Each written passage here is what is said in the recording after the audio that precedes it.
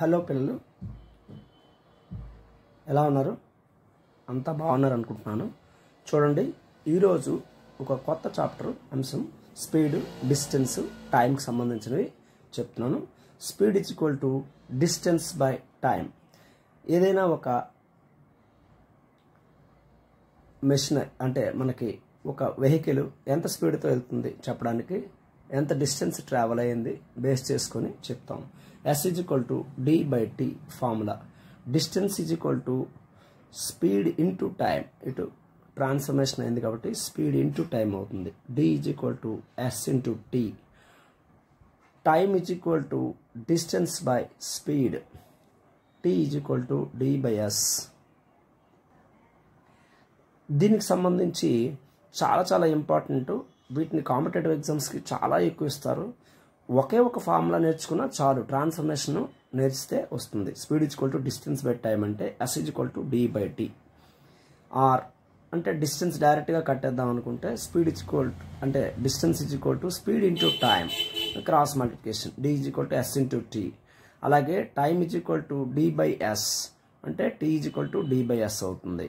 So speed unit ఏంటంటే kilometre per hour. అంటే కొంత డిస్టెన్స్ని ఇన్ని గంటల్లో మనం ప్రయాణం చేస్తుంటాం. ఒక బస్సులో ప్రయాణం చేస్తాం. విశాఖపట్నం నుంచి శ్రీకాకుళంకి వెళ్ళడానికి 2 గంటలకి టైం తీసుకుంది అనుకోండి. అలాగే మీటర్ పెర్ సెకండ్లో కూడా చెప్పొచ్చు. ఇప్పుడు మనకు క్రికెటర్స్ బాల్స్ వేసేటప్పుడు మీటర్ పెర్ సెకండ్స్ లేదా స్పీడ్ కిలోమీటర్ పెర్ అవర్లో ఎలా చెప్పడం తెలుసుకోవచ్చు. 1 కిలోమీటర్ పెర్ అవర్ ఈ యూనిట్ని ఎక్స్ప్లెనేషన్ చెప్తున్నాను. కిలోమీటర్ పెర్ అవర్కి మీటర్ పెర్ సెకండ్కి ఉండే రిలేషన్ అని డిరైవ్ చేస్తున్నాను అనమాట. 1 kilometre is equal to 1000 metres by hour means 3600 seconds అవుతాయి. ఎందుకంటే 1 hour is equal to 1 minute అంటే 1 hour is equal to 60 minutes అవుతుంది. 1 minute is equal to 60 seconds అంటే 60 into 60 మల్టిప్లై చేస్తే 3600 సెకండ్స్ వస్తాయి. ఈ 2 0 క్యాన్సల్. ఇప్పుడు ఏమవుతుంది, 10/36 ఉంటుంది మీటర్ పర్ సెకండ్. అగైన్ మళ్ళీ మనం 2తో డివైడ్ చేసామనుకోండి, 2 5 జారు 2 18 జారు మీటర్ పర్ సెకండ్ అంటే 5/18 metre per second. 1 kilometre per hour is equal to 5/18 metre per second.